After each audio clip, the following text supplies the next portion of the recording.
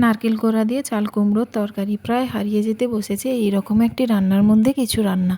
এটি হলো ভীষণ স্বাস্থ্যকর একটি রান্না।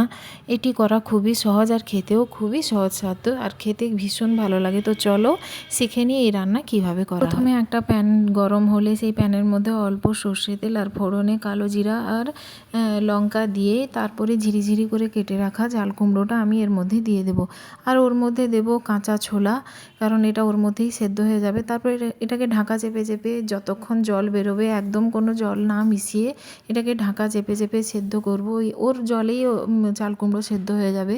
সেদ্ধ হয়ে হয়ে এলেই, শুকিয়ে এলেই তারপর এর মধ্যে নারকেল কোড়া আর চিনি, আন্দাজ মতো লবণ দিয়ে তারপর এটাকে ভালোভাবে নেড়ে চেড়ে যখন দেখব একেবারেই শুকনো হয়ে গেছে, তো এটাকে একটা বাটিতে নামিয়ে নেব। তো দেখো কতটা খেতে ভালো হয়েছে, তোমরা ভাবতেও পারবে না।